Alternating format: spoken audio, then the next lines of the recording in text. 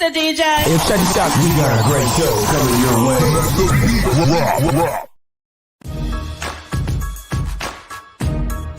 From the ECSI Sports Studios, it's the Midday Market Report with Jeff Dawson.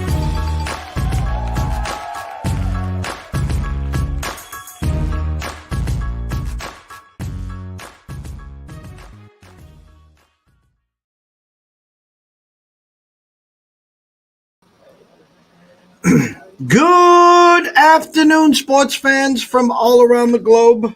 I'm your host, Jeff Dawson, East Coast Sports Investors.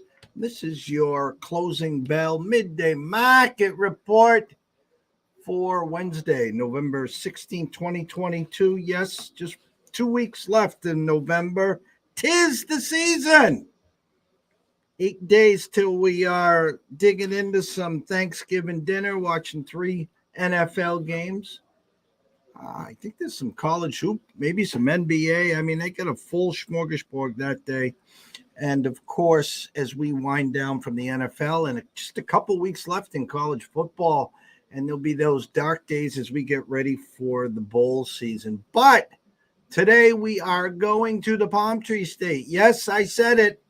Beam him up. Scotty is back in the house. Rejuvenated, fresh. The Halloween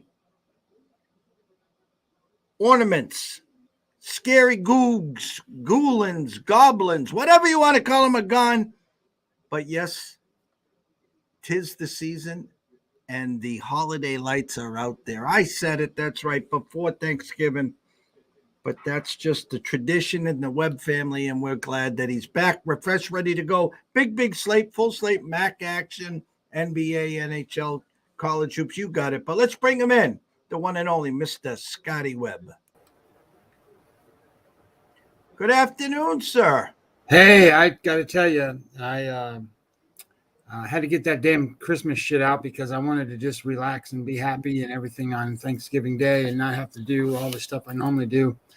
And then my wife invited somebody over for Thanksgiving dinner that I don't really appreciate. So I'm not sure what I'm going to do, but whatever it is, what it is. And I'm excited to be back on the show. I got a couple of things to talk about, baseball generated wise, and then we can get into whatever you want. I got one MAC play, and I got one NBA game for you tonight. Well, first I have to ask, how are the cigars going? Oh, the cigars are gone, brother. I smoked them already. Holy shit. It is what it is. I smoke a cigar every day. So it's kind of like one a day. And then, that's it's all good. If you want to send cigars, I'll take cigars every day of the week. And I appreciate it too. Don't get me wrong. I mean, smoking a cigar is one of my favorite things. Hey, TJ, how are you, brother? Good to see you. I sent you 2 of the big boys, and those are the ones that, are long-lasting, deep, bold, rich. And the other 2 I got was when I got off the ship, you got to go through a port where it's more commercialized. So I got about $150 worth. What I wanted to do was wanted him to get a mix of the owner's brand and a few others. And then when I went into town, I got the box and the bad boys. But again, I'm a dark, bold, I like the long lasting, and I was impressed. Unfortunately for me now, we're back east.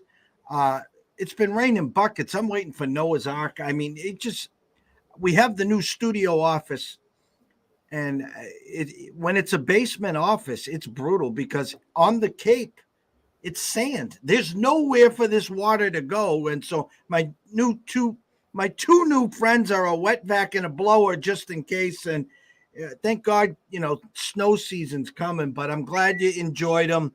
I'm going to do my best, obviously, to keep those coming. So I'm glad you sent me the picture, and it was a sight for sore eyes.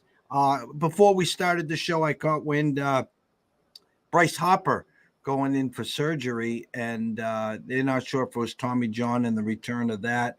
Toscar Hernandez going to Seattle. That's a big boy move there. But interested to hear your thoughts and what you got for us in baseball.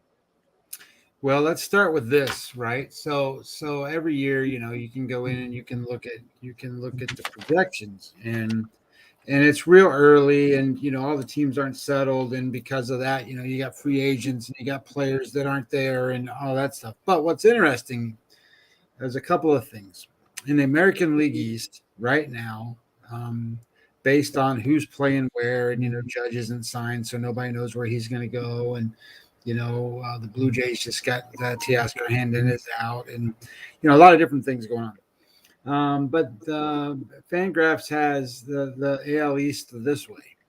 They have the Rays number 1, Blue Jays number 2, Yankees number 3, Red Sox number 4, all over 500, all those teams, and the Orioles last at a winning percentage of 488. So I thought it was kind of interesting that the Rays were listed as the number 1 team in the American League East. And then number 2, the Mariners are listed at number 2 in the American League West, which I get because of the Astros and what they've done, and they won. But 552 is the winning percentage for the Astros. 542 is the winning percentage for the Mariners. That's like 2 games. That's like 2-3 games. So theoretically, the Mariners are in a spot where they're closing ground, and you add a Teoscar Hernandez to that team, maybe they close ground even faster. So I think the Astros are going to not be able to stay status quo, and if Verlander's not there, then they don't have their number 1 at the top. So it's an interesting dynamic in the National League. The Braves are number 1 in the American League or National League East, followed by the Mets, and then the Phillies and the Marlins, all over 500, all those teams, followed by the Nationals, who are way down there at the bottom. But where it gets interesting is in the National League West, because in the National League West, the Padres are listed at number 1 with a winning percentage of 552. The Dodgers are listed at 531. That's like 6-7 games behind. I think it's interesting that the Dodgers now have to play catch up to a team in the National League West. So trying to see what happens there will be interesting. And then looking at transactions and what's been going on, the Padres have some interesting dilemmas and some different things that they got to deal with. But the Dodgers have a ton of stuff. Like if you look at the Dodgers and where the Dodgers are and what they've got to do, they're going to probably sign Kershaw, right? Or they already did. Yeah, they already did. They already signed him. They got to deal with Justin Turner, and I don't know what they're going to do there. I think they're probably going to end up signing him again, but whatever, it is what it is. They got Danny Duffy, Jimmy Nelson. All those guys are going to be club options declined. They're gone. And then you have Craig Kimbrell, Tyler Anderson's gone, Andrew Heaney, Tommy Canley, Trey Turner, Joey Gallo. All those guys are all now free agents. That doesn't mean a whole lot because the Dodgers can go out and buy whatever they want to. But the problem's going to be is this is a team that's not big on pitching anyway. I don't think Walker Buehler's back this year for a long time. And if he's not gone for the whole season, I think he's back, maybe late in the year. So they don't have a top guy. And when you don't have a top guy, it's hard to win. So I find it that the Dodgers are going to be, obviously they can spend the money, so they're going to be competitive. But it's interesting that the Padres are listed as the better team, and if the Padres can do some things, because they've got some weird stuff going on in their neck of the woods. They have Stamen, a bunch of guys, like Josh Bell. Okay, I don't think they need a Josh Bell, but they need to replace that player. They have Clevenger and Manaea, who they were really counting on. Neither one of them came up big for them, but those guys are now all free agents. And I think at the end of this year, Blake Snell and Darvish are free agents. So I don't know what they're going to do with that's 4 of their 5 guys on the pitching mound. So I'm not sure where they're going to go, but it'd be interesting to see. I think baseball offseason is going to be fun. Well, I mean, for me locally, the rumor has it as of late this week that the Sox are going to go in for that 10 for 300, lock up Devers, and it sounds like Bogarts is heading to the Phillies. Now, I won't believe the Bogarts to the Phillies till I see it, because there's no way in hell the Cardinals are going to let him just walk to the Phillies. I know that's a guy they've been eyeing, so it'll be interesting to see there. I'm going to throw a little fly in the ointment, because mid-season, right before the deadline, the Angels started saying, hey, what are you going to give us for Shohei? Just to get a feeler. And there's no way in hell you can put together a fair price in my eyes for Babe Ruth. They make the move for Anderson. Now, I go to my grave saying, when they hired Joe Madden, it was the thought process they had Garrett Cole in the back pocket. Garrett Cole used them and got a better deal, or just went over to the Yankees. Seattle is building a wagon. We all know that. They had the Rookie of the Year with Rodriguez. They got talent. They got arms. They got everything. They're building a team, not just for today, tomorrow, and 2023, a program that's going to compete and at some point they think surpassed the Astros. If I'm the GM and I'm the owner of the Angels, and I have two generational players with Trout, who I got signed till my daughter's kids, okay, and you got Shohei, I'm pulling out the checkbook, I'm pulling out all the stops, and I'm making the move. I'm signing DeGrom. So I got a 1-2 punch of DeGrom and Shohei. Thoughts? I don't think you're going to be able to sign both of those two players. I think you could get one. I think, what do they pay Shohei Ohtani? It's like $20 million, $25, $30 million a year now. And then you're going to bring on that kind of payroll too with DeGrom. And he's at least 20 million, 25 million, probably 30. I think it's going to cost. My thought process with this is, you signed DeGrom for a 2-year deal, whatever the market, whatever the number he's looking for, with a 3rd-year option. Obviously, you need the guy to stay healthy. The fact of the matter is, you're telling your fan base this: hey, we're in this, guys. I don't care what Seattle's doing. You don't know what's going to happen with the Astros. It sounds like Verlander might walk. Who the hell knows what's going on? They just got arms to burn. But the thought of, hey, we're bringing in the best pitcher in the market this year. We're going to pair him up with Shohei. So you're sitting in a doubleheader. You got a Shohei, DeGrom. My point is, if you don't go out and get that kind, what's their problem? It's the arms race. It's the starting rotation. It's the Bridges. It's the back end. You burn your Bridges, and your back end is when your starters are going 3 1/3, 2 2/3. You can get DeGrom, I think, at a right price. Bring him to the warm weather, and I think you can create some trust in the fan base. You don't have to sign him to a 5-6 year deal. Well, I think that the Angels are a team that got burned, right? They got burned a couple times with some of these contracts that they've had, and I'm not sure. I don't know what they're doing, to be honest. They have potential, but when you start to look at what they've got right now, I mean, they got Shohei Ohtani, Tyler Anderson, Patrick Sandoval, Jose Suarez, Reed Detmers. I mean, that's their starting staff. You put a guy like DeGrom up there, and that's certainly a great 1-2 punch. And then Tyler Anderson was great with the Dodgers. That doesn't mean he's going to be great in the American League, for God's sakes. But who knows? I mean, it's interesting. And then, but I think, Jeff, what a lot of people are missing is their offense. It's gone. There's nobody there. Mike Trout's there. Ohtani's there. Those guys have decent seasons.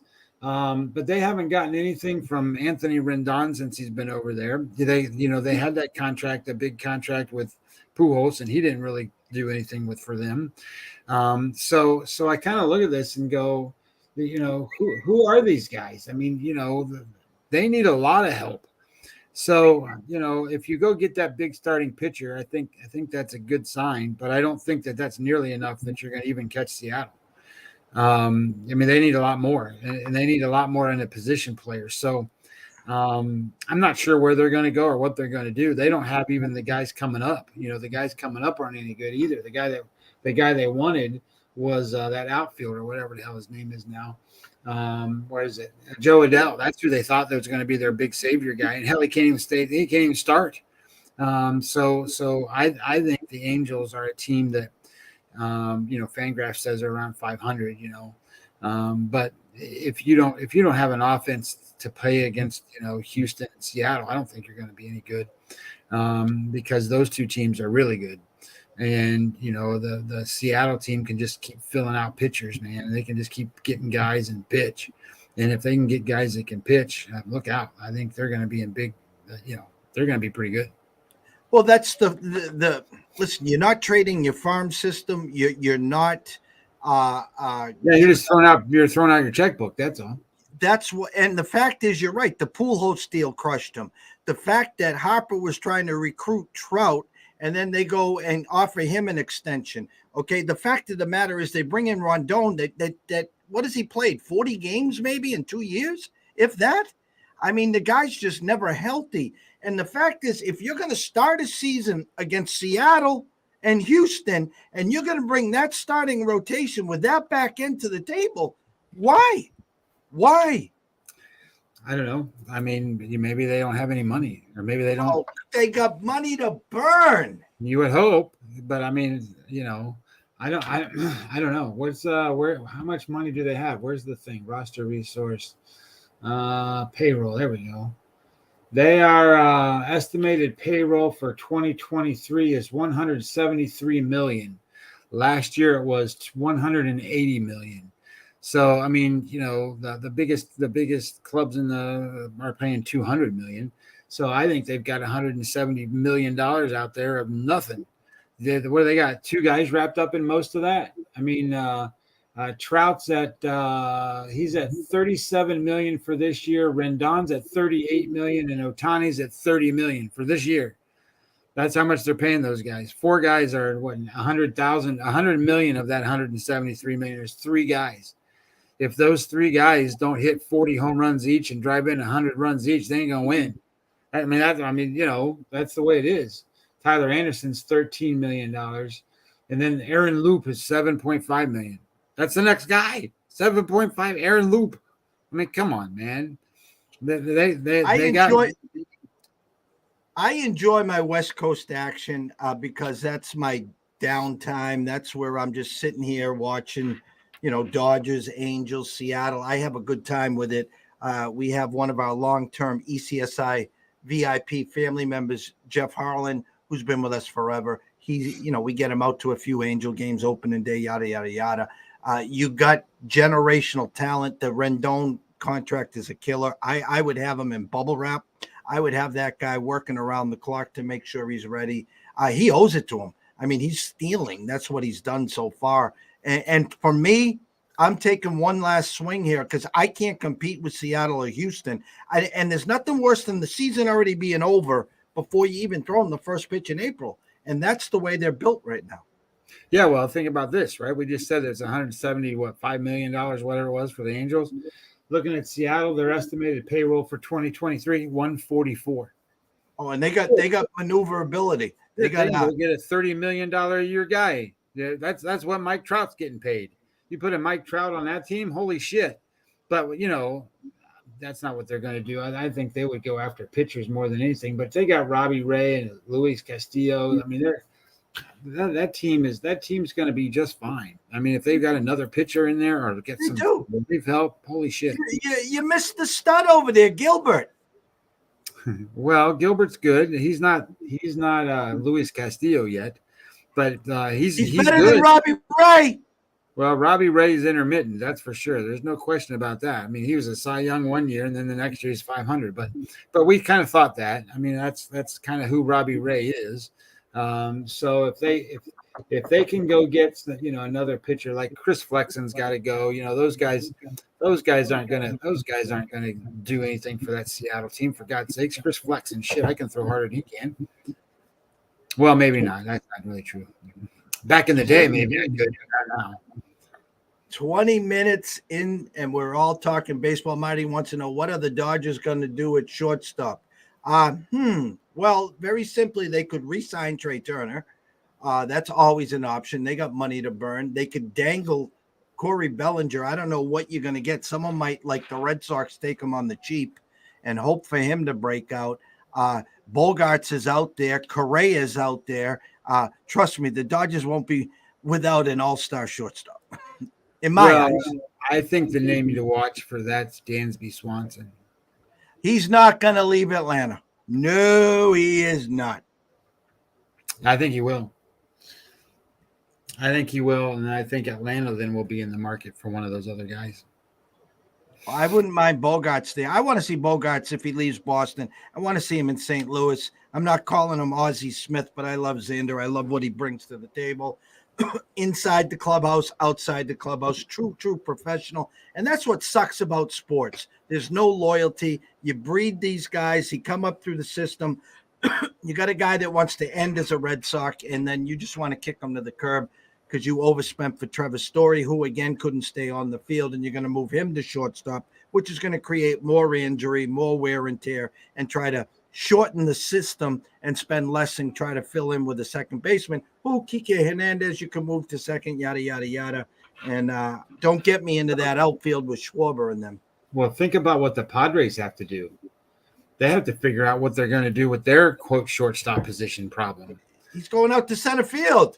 I don't think he'll play center field. I think he'll play right field. Okay. And I think they'll move Soto to left field. And I think they'll keep Grisham in center field. Okay, and then leave Kim at shortstop. That's what I think they'll do. That's exactly what I think they'll do. But I think also at the same time, they're not going to sign Josh Bell, right? So why not even move like Cronenworth? Why not move Cronenworth from second base to first base and put Tatis at second base? He's a head case. He'll probably get on the motorcycle. He's probably already on his motorcycle. Who the hell knows? I'm trying to say that. Well, he's going to be out for just the first couple of weeks anyway. But I think it's maybe the first 3 weeks he's not going to be able to play for the Padres. But it's just a total interesting scenario that they got going on with. But they got tons of flexibility, which is great for that team. And then I was just looking at Seattle, like, you know what? They got so many damn outfielders. They could get rid of half of them and get somebody really good in return. I mean, you know, we just talked about Rodriguez as the rookie of the year, but they had the rookie of the year a year before that or 2 years ago. That kid, whatever the hell his name is, I got to go look again. He got hurt and didn't even play.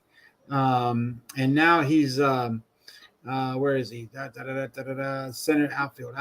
Kyle Lewis. Kyle Lewis was rookie of the year 2 years ago, and he didn't even play last year. So and now what are they going to do with him? And they thought they had the next diamond in the rough with Kelenic, who can't even stay up in the. They're showing the outfield of Julio Rodriguez, Teoscar Hernandez, and Jared Kelenic.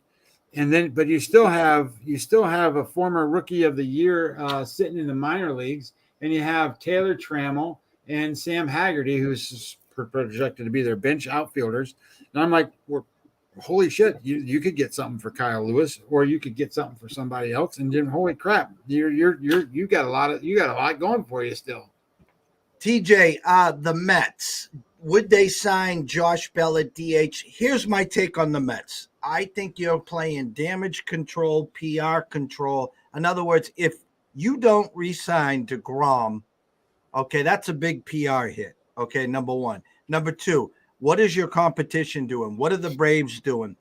What are the Phillies doing? So I think it's a big off season for you. I was even thinking Josh Bell to the Red Sox at first base. We don't have a first baseman.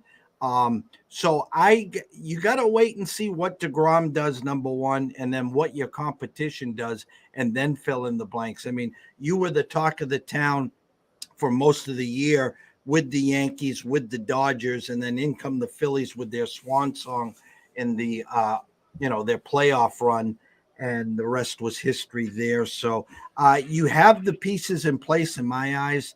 I think, though, you're going to be playing kind of PR / all right, what did the Braves do? What did the Phillies do? What do we need to do?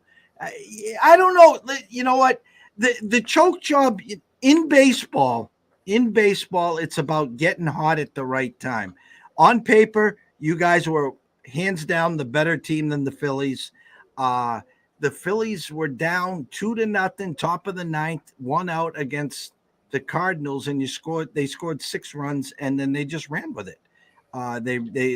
They couldn't beat the Cardinals couldn't come back from that. The Braves couldn't come back from that. The Padres couldn't come back from that. And they had a 2-1 lead over the Astros. And the Astros were just seasoned vets. They've been in that position before. And the talent won out. But you're not that far away. You're not that far away. The Titanic is not sinking. And if you don't sign DeGrom or re-sign DeGrom, you better have a plan B and a plan C. That's all. Well, here's the deal with the Mets. The Mets won't look anything like what they did last year. They can't.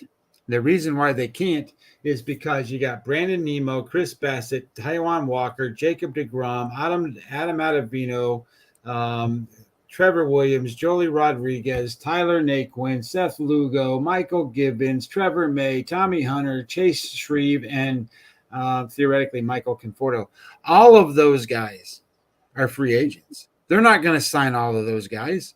And if you look at it, you got Jacob deGrom and you have Chris Bassett, Taijuan Walker, 3 of the 5 guys that they were having as their starting rotation. They're not all coming back. All 3 of those guys aren't going to come back. If they bring one of them back, okay, great. But then okay, well, now you got to figure out what you're going to do with the other 2 guys. Right now, their pitching rotation is Max Scherzer and Carlos Carrasco. Well, Carlos Carrasco is pretty good, but he's a 4. He's not a number 2. He'll get roughed up in the number 2 spot. And then you have David Peterson, Tyler Miguel. And Tyler Miguel pitched a lot better than I thought he was going to. And then Joey Lucchesi, the guy that they got from the Padres a long time ago. That's who's listed as their starting 5 rotation. That's not going to win the National League East with the competition that they got going on over there. So they're going to need to put some horses in there. Max is a horse, right? But at some point, just like you keep talking about, his arms are going to fall off. I don't know when, but it's going to. And it's okay. Well, who do you match up to him? Do you put DeGrom in there? Well, he missed half the season, maybe more than half the season. Maybe he can come back and pitch really well. I don't know. Or maybe you bring in 2 or 3 other guys and you let DeGrom go and you spend it on the offense. This wasn't the most amazing offense I've ever seen. These teams that win, the Phillies got hot, so okay, they can hit. They did some stuff. They got on base, and you know what? They had great at bats in the playoffs. They really did. But in the regular season, Jesus, you know what? If Milwaukee would have put some things together there, right, kind of at the end, and won just a couple more games, Philadelphia wouldn't even have made the damn playoffs. But having said all of that, the Mets are one of these teams that they need guys to get on base. And if you lose, what's the guy's name? Nito, right? Nito is not even signed on that team right now. He is a free agent as well. I'm not Nito, Nemo. Finding Nemo. There he is, Brandon Nemo. If he doesn't sign, you got to get guys on base. And I don't know that this is a great lineup. And right now it's not a great pitching staff. They got a great closer, right? The closer's doing fine. They re-signed him too. And I guess where I'm gonna double down here, TJ, is look at the world champs. Look at the world champs. What did they do in the offseason? They told Correa, go pound sand. We got a kid named Pena who is just going to step right in. And what did he do? American League MVP in the playoffs, World Series MVP. So your GM needs to identify where are we going to make most sense, who are we going to sign that's on our team, and who are we going to look at that's out there as a free agent to plug and play like some of these other teams. I don't even know, Scott, what are the numbers or what is DeGrom looking for? Well, I have to look and see, but this is where you really got to kind of look at it, right? So Francisco Lindor, they made this deal, right? So he's making $34 million a year. He's not playing like a $34 million a year guy. And Sterling Marte is making $20 million. Now that's pretty good, and he's been pretty good for that team. So I kind of look at this and go, hey, look, you're kind of a little bit hamstrung, but they spent $282 million last year. That's what they spent, $282 million, and didn't win. So when you start to think about it, Max is making, you know how much money Max makes? Max is making $43 million to play for the Mets this year. Are you goddamn kidding? He's making $43 million to play for the Mets this year, and next year he's making $43 million to play for the Mets. Holy dog snot, man. That's a lot of money. So they got $77,000 tied up in two guys. Which I get it. The Angels got that same problem, but they got a little more flexibility as they go down through there because all those free agents just came off the books. So how they want to do it, they're forecast to be at $237 million. I just wonder what like teams like Seattle would do with $237 million and go, man, we got another $100 million we can spend. Holy crap. Let's go get everybody. I don't know what they would do. But I think the Mets kind of are. And let me look. You asked that question, and he where's the pictures? Where they're Verdon, blah blah blah blah blah blah.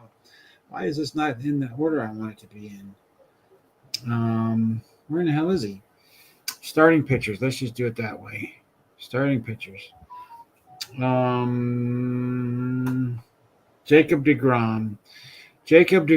It says 120 million over 3 years, 40 million a year. And when you're paying Max Scherzer 43, I think that's fair. I don't know if the Mets can now put $83 million as their core. Plus 34 from what's his name? Lindor. Oh, Lindor. Holy shit. $34 million from Lindor and 84 basically from the other two. I like your approach with the offense. I here when you were talking about Lindor, I was trying to get a little creative here. Would Lindor go to short and bring it in like a Trey Turner at short, where you'd have that? Remember how you used to have to build championship teams through the middle: catcher, shortstop, second base, center fielder. Listen, we got all off season. We will be having nightly, you and I, hot stoves. Great way to start. So why don't they just sign like a Carlos Rodon? Oh, that's probably up their sleeve. They're just going to take a huge PR hit if they don't. He's 27 million. No, my point is this, though, Scott, is the New York, TJ can attest to this. You know, you got a homegrown guy with deGrom, when healthy, is considered the best pitcher in the game. And the fact of the matter is that you went out and spent $43 million on Max. And the fact is that you're going to have to pay deGrom similar money to re-sign him. And if you don't, you're going to get the backlash. You're going to get the backlash of, hey, you can't sign your homegrown guy. But how old is Max? 36, 37? How old is he? Well, I'd have to look, but he's pretty damn old. So you could get Trey Turner at 30 million, and you could get Rodon at 27. That's 57. You could get those two players on that team and not sign deGrom. I'd do that in a heartbeat. So I wouldn't even blink. Wouldn't even blink. I mean, I'm not saying that, deGrom's not a great pitcher, but I would take Rodon and Trey Turner and say, hey, that theoretically cost me $17 million for those two players, because that's what it costs. It's $57 million for those two versus $40 million for just deGrom. And for me as a Red Sox fan, the one move, I don't want to lose Bogarts to sign Carlos Correa. Thanks, but no thanks. I've seen that. I've done that. I went back years ago when we couldn't get a shortstop, and we spent $9 million a year for $36 million, and we booted the kid from Atlanta, which I thought was a great move way back, and he couldn't handle the big stage. If I am the GM of the Red Sox and Bogarts is leaving, I'll excite the town. I'll bring Trey Turner in and tell Story your ass is parked at second base. I'm gonna leave Trey at shortstop. That's how you say, hey, thanks, Bogarts. We're moving on. You're getting a 5-2 player like Trey Turner to lead off or bat second with that short porch in left field. That's how I'm doing it. I mean, you couldn't re-sign Schwarber, who some of his balls still haven't landed since the playoffs in the World Series. And then you let Renfroe go and you bring JBJ back. I mean, Shane, I can handle that job a lot less and charge less than what you're doing right now. I don't know, man. It's just one of these scenarios where, we look at the major league level, right? And I get that. And that's what we're supposed to do because that's what we see every day. But these guys are looking from single A all the way up to the major leagues, and they gotta control the whole plan and whatever that plan may be. And maybe they get a chance to run it all out, or maybe they don't. But it's a matter of timing and circumstance, right? Like the Detroit Tigers coming into last season, because of what they did the year before, where they were good in the second half. They were over 500 in the second half of 2021 or whatever it was. And then they were like, okay, let's go bring in some guys. So they brought in Frankie Rodriguez, and they brought in whatever that second baseman, shortstop guy from the Cubs. They brought in some guys. So they're like, okay, we're going to go for it. And then they just sucked ass even worse than they did the year before. So then that got the GM fired and all that stuff. So, now it's just a matter of, okay, well, what does the timing look like on some of these strategy moves? And when is the time to go, right? Like we keep talking about the Marlins. For God's sakes, would you get some guys that can score some runs to help your goddamn pitchers out? Those goddamn pitchers are going to have their arms fall off by the time you get those guys to hit. And then all of a sudden you're not going to have no pitching. It's just crazy because, that's such a good team in terms of starting pitching. And then they're just so bad because they can't get on base. They can't score any damn runs, and they're frustrating as hell. And, it's just a team that you'd like to see some of those pitchers get good credit for what they're doing because they can pitch. It's funny too, and I'll end with this: is we talked the narrative in Boston was Dombrowski was brought in to Boston to win a world championship. What he did, and the word was that he decimated the farm system in doing it. And then what's he do? He goes over to the Phillies and he gets them to a World Series. Well, we go back and do the research. He didn't decimate the damn farm system. That was all a farce. I mean, he might have had a couple bad contracts to bring in a Chris Sale or whoever, but the fact of the matter is we still had a farm system. And now what's Dombrowski do? That's all he does is go to World Series.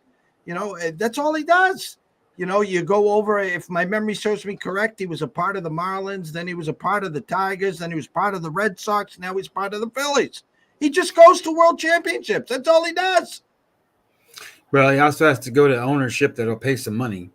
And he has done that. And I think timing is exactly what, you look at for some of this stuff. Some of these guys are in bad spots, like the Marlins aren't ready to spend money yet. Well, whenever they're going to be ready to spend money, are they going to go out there and get some guys? I mean, shit, they had some stuff, man. Those guys had an outfield that was unbelievable. I mean, you got to remember they had Christian Yelich, they had Giancarlo Stanton and Marcell Ozuna. What? And now they don't got any of those guys, and then they ain't got nobody else to show for it other than they got some pitchers. So they got guys that can pitch. They just got nobody that can score. But Jesus, that you're talking about a team that was loaded with talent, and what's and trying to spend some money and keep some people around. That's like the Braves. The Braves are got all those young talented players, but they're all signed. The only one who's not signed is Dansby Swanson, for God's sakes. And like you said, he might come back. I don't know if he will or not, but if you know what you get with that guy, and he's a pretty consistent player, and he had his best season last year, so I expect him to get paid. And the Braves can go out and get whoever they want. So they can get rid of Dansby Swanson, bring in somebody better than him if they wanted to, or do whatever they want to do. I don't know what they're going to do, but that team's pretty good. So sad too. I mean, they lose one of the greatest pitchers of all time doing a boating accident of his own doing. and they haven't been back since. And we've had Craig Mish on the show a couple times, and the fact of the matter is he's the same way, just waiting and waiting. They bring Jeter in, Jeter gone now, and they just have so much exuberant starting pitching. They got guys, flamethrowers, and they've actually got a few guys in the back end that just couldn't put together to throw over 100 miles an hour or close to it. And they're just they're famous. Nothing worse than betting on the Marlins and bases loaded, no outs, don't score. Second and third, no outs, don't score. I mean, they get the guys on base. They just need those professional hitters in that 4-5 spot, a JD Martinez, or someone of that can actually get that base hit to score those 2 runs. And it's a big thing in Major League Baseball, the RBI guy. You got to have them because some teams don't, and you can see it when they don't have them because they just leave them all on base all the time. You got to have RBI guys. All right, 42 minutes in all baseball. Jesus, I'm smiling ear to ear, and we're not even in December yet. TJ, thank you for all your support over here. We will keep you on speed dial, obviously, with the what transpires with the Mets. You'll be fine, trust me. The Phillies will come back to the pack. Your Mets will be right there. Obviously, you got to catch the Braves, but we got plenty of time for that. 3 games in the MAC right now: Eastern Michigan at Kent State, Western Michigan at CMU, Central Michigan, that is, Miami of Ohio at Northern Illinois. And the VIPs, listen, guys, I've stayed away from the MAC because it's usually pretty simple. You usually got a 2-game slate. 1 favorite, 1 dog, 1 under, 1 over. Look at last night. I think Toledo was 14-point favorites. They lose outright. 1 game goes flying over the moon. 1 goes way under. I'll just say this. Rotation number 309, 310. Miami of Ohio at Northern Illinois. Northern Illinois opened up at 3. It has gone all the way down to 1. And I actually have at Bet Online Miami of Ohio now a 1-point favorite. I'm just going to tell you this, guys. The guys that work 9 to 5, 8 to 4 that haven't been able to follow these games, do your homework. You wake up, you go to your favorite website, and you say, holy shit, the Sharps are pounding Miami of Ohio. I'm following that money. My take on it is bullshit. I think the game got stale, so they keep that line dropping. They're hoping to get some money on Miami of Ohio. Will we be on Northern Illinois? Stay tuned there. If I do, it would be the money line. The MAC is yours. Go have fun with it, Scotty. Well, that's my only game. That game. And listen, this is non-scripted here. I haven't talked to Scotty in 3 or 4 days. I have no idea what he's going to say. I'm just telling you how I read the market, and I'm calling bullshit. I played Northern Illinois money line. That's what I played. Now, here's a couple of things. Miami, Ohio, EPA 116. Northern Illinois 80. So the difference is 35. So that's okay. I can see Northern Illinois being 3-4 point favorites. Okay, well, they're not. They're at home now too. So the matchup is actually kind of even, to be honest. The offense for Northern Illinois ranks 49th, so that's pretty good against the defense that ranks 52nd for Miami. So they ought to be able to be in a little bit of a slugfest there. And where Northern Illinois sucks is on defense, but Miami sucks on offense. So they're 124 on offense, and Northern Illinois is 113 on offense. But this is a home game, so I figure the home points are pretty good for Northern Illinois. But this is the MAC. We talked about this last week. These players are all about the same, right? I mean, they're not crazy good one over the other one. However, when you look at how these teams match up to certain opponents, right? So one of the things I do on Bowl Week is I look at common opponents that these teams have played and kind of see how they've done it, because that gives you a good indication too on how good these teams are comparative to each other. So these teams have played 3 common opponents. Miami of Ohio played Kentucky back in September. It was in Kentucky. They lost by 24 points. That's not very good at all. But Northern Illinois did the same thing back in September. They only lost by 8. So they played that Kentucky team a lot better. They both played Western Michigan. The Miami played Western Michigan at home, lost by 6. Western Michigan, as you can see, because of the spread on the other game, they ain't no good. And Northern Illinois played them on the road and beat them by 3 points. So there you got Miami losing by 6, and you have Northern Illinois winning by 3. You have Northern Illinois losing by 8 to Kentucky, and then Miami losing by 24 to Kentucky. And then the last one is Ohio. They both played Ohio, and Miami lost by 16 to Ohio, and Northern Illinois lost by 7. So all 3 common opponents they played, Northern Illinois has played them much tougher and within a points margin of 3, which or is pick 'em or whatever we're looking at right now. So I think Northern Illinois is the better team. I think they're at home, and I think they find a way to win the game. So I played them in this spot. I did not play any of the other MAC games. I get a little worried about trying to predict MAC because holy shit, these guys they just do crazy stuff. Toledo losing with a 14-point favorite. Are you kidding me? So that's the way the MAC is. They don't have 5-star recruits and stuff that are out there playmaking all over the place. They got 3-star recruits and 2-star recruits or no recruits, and they're the same team. They're just running different coaches and different methodology out there all the time. So anyway, I'll take Northern Illinois at home. A question on that game: the computer model, the actual under over was 48. I'm seeing some 44 and a halves. Can probably buy the hook to get it to 44. More comfortable with the Northern Illinois just to win that game than these two trying to find a way to get over 44? Yeah, just because the defenses can be bad. I mean, especially the one for Northern Illinois. I mean, if Northern Illinois doesn't show up on defense and for some reason Miami gets hot on offense, shit, they could score a lot of points.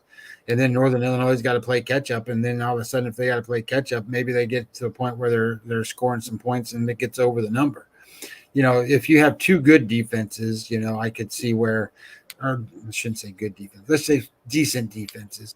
I could see where an under might be a thought process because as it's going the way it was. But in this particular spot, I don't want to trust the defenses, especially the one for Northern Illinois, because it's not very good.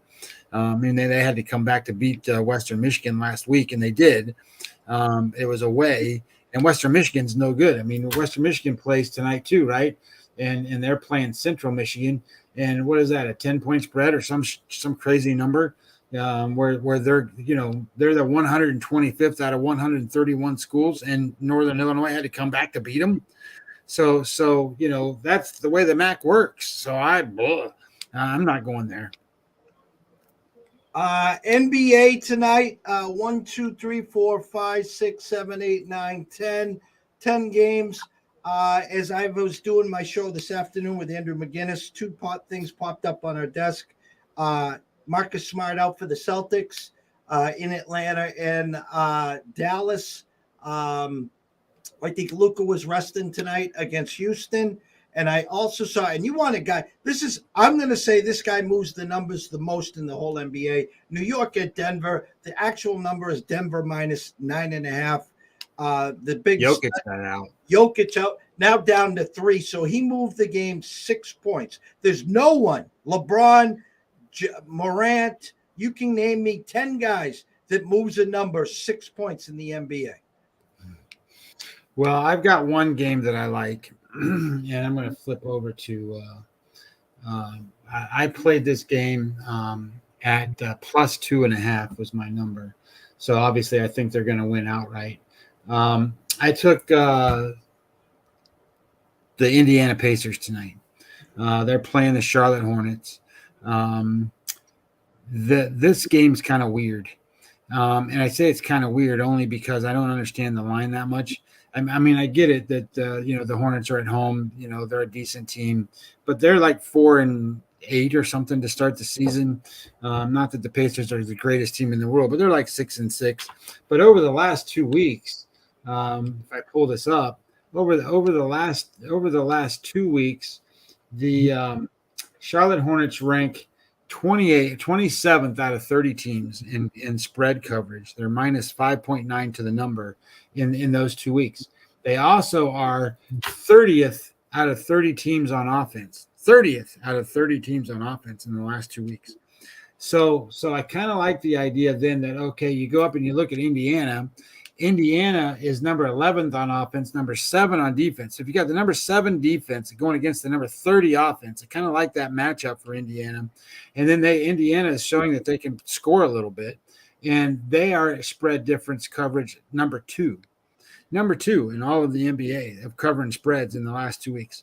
So the margin here, I have the game Indiana going to win outright. So I'll take the 2 points plus the Indiana.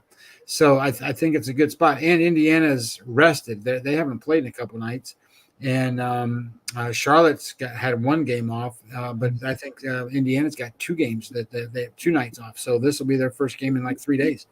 So I think they're going to come in pretty rested. And I think that's just a good spot for them. So that's my spot, my only spot that I played. And I kind of left everything else off. I don't like the number for Washington tonight. I think Washington trying to cover that number. Washington's been playing halfway decent, but OKC's just been covering numbers. So, but I don't like OKC either. And looking at injuries and stuff, that game's weird because there's a lot of people not playing in that one as well. So then I haven't figured out what's going on with Minnesota and Orlando. Minnesota is a team that is popular and everybody likes to bet on them, but Orlando's just been covering numbers and beating teams. I mean, they just been covering, and especially at home, and now they're getting 6.5 because it keeps moving. And I think Orlando's the right side, but I'm just going to play Indiana and be done with it. I'm looking at a couple games with the eye test in the market. Surprising to see the Celtics opened as a 2-point favorite, now 1.5 at Atlanta. That was number 1 that caught my eye. Number 2, Milwaukee. Again, I talked about this with Riley earlier this week. Atlanta were 4-point dogs in Milwaukee. I thought that number was low. They go out and beat them outright. Now in comes Cleveland, who's been, we had Ski Profit on before the season started. That was his dark horse in I was going to say the AFC East, but there you go, in the East in the NBA. So that number opened at 3.5 is now 4. I think Milwaukee gets a bounce back spot there. I talked about Dallas staying away from there. Again, a number from 9.5 to 6. Knicks played, I think it was last night on a back-to-back. The one that jumps out at me is, again, we know the woes of that Golden State has had on the road, and yet they are favored in Phoenix. And I'm just pulling up the Chris Paul questionable. Who the hell knows with him? But I would lean Golden State money line here to get it done. And what happens there? Probably Phoenix goes out and wins by 20. But that number caught my eyes there. In college hoops, I'll give you the 2 system plays if I can find my notebook here for everyone here and get through all these props.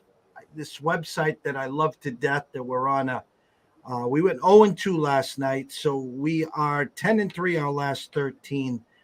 This has opened up a lot of eyes for us here, and I'm trying to find the 2 games for everyone. Well, hey, while you're talking about that, looking for that number, I wanted to tell you, where is it?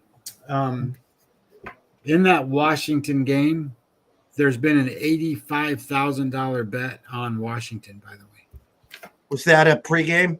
Yeah. From 5 to 4.5 back to 5. Okay.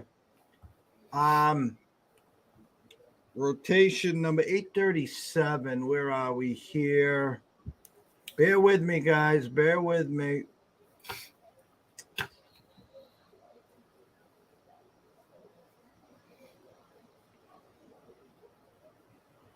I'll just go over here.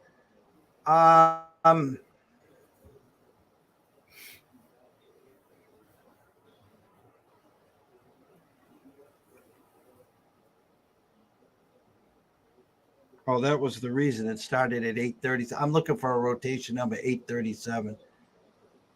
Shame, shame, shame on me. Shame, shame, shame on me. It's rotation number 695, 696. Ball State and Nebraska of Omaha. An under-over of 150 that is now at 143. You can get it at 143.5, right around there. They were pounding the unders there. See the value in the over 143 or 143.5 there. Take a look at that one. And VCU Arizona State on a neutral site. It starts at 8:30. Rotation number 707. VCU, we had a number of 1.5. It skyrocketed to 4. We were taking a look at VCU -4 there. And last but not least, you talked about Northern Illinois. I was gut tells me that gets over 44. And I was just, again, I have a model number of 48. That's what the number is. They're pounding the under. I do like the money line there as well with the Northern Illinois. We have not been playing the MAC. Might dive in today after the show. We'll know there. In the pucks, I talked to Andrew about this. You got a 7 in some spots, 6.5, Buffalo, Ottawa. I thought that they were baiting you for the team total Ottawa over 3.5. I know you're not going to run to the window to get Buffalo. If you go to the window on your pizza and beer money, you can get Buffalo team total over 3.5 plus 150, maybe 145. I was talking about it with Andrew. They moved it 10 cents. So people that don't believe they're not listening to the show, shame on you. They did move it 10 cents on us. And Chicago and St. Louis, team total Chicago under 2.5, I thought was a spot there as well. You can get that at even money. Closing thoughts, Mr. Webb. Feels good to talk baseball again. Not that I just think that this off season is going to be more interesting, more fun than it was last year, and I think that it'll just be teams are going to shake things up a little bit. Things are going to look a little different. Not that they don't every year, but it's just going to be more fun. Anyway, so baseball has been kind of fun to keep an eye on a little bit, and we haven't even gotten anywhere too much yet. So I think that's going to heat up pretty good this off season. And then, I haven't talked about the NFL much, and to be honest, it's been hard for me to watch the NFL this year. Been way more into college football, so I'm excited. I'm excited to have the playoff run coming up. See how Ohio State, Michigan fares out. See how some of these UCLA, USC games kind of end up. See who gets in, who doesn't, all that kind of stuff. See what the bowl games look like, because I think there'll be some pretty good matchups. So I'm kind of interested, liking that. And then have to keep an eye on this NBA stuff. But it feels good to be back. I can tell you that. I'm going to ask you tongue in cheek, and I know your schedule is brutal. Any possibility, maybe a shortened version of some of the bowl games like you used to do? Oh yeah, I can do. I'll do. We can either do a show or I can write a book or whatever you want to do. That I know you used to in the past be able to put all the bowl games together with your work, with the my way numbers you do, and stuff, and stuff like that. And then if you do get that done, we should also coincide that with a show, and we'll go live, and then we'll get people to hopefully download it and read it, because it's some great work that you do. Well, what he's talking about is I do every year I've been doing in a college bowl game prep thing where I match up all the teams and kind of put my numbers together to get kind of where they go. It's helpful once if they can get this stuff done early, so I know. And it would also be helpful if they wouldn't have so damn many bowl games. But anyway, that said, especially the ones that nobody wants to watch. But anyway, I can probably get that done. So that'll be fun. I like to do those things. So that's staying up all night trying to type and do research and blah, blah, blah. But that's okay. And I'm just brainstorming because we're an hour in today, and we spent the first 45 minutes on baseball. What I'm putting 2 and 2 together in my head is that week that they call Hot Stove, which again used to be the greatest week of the year, because you'd hear the rumors, they'd be talking, and you'd have Harold Reynolds and a few others getting all giddy because we're about to hear a big deal.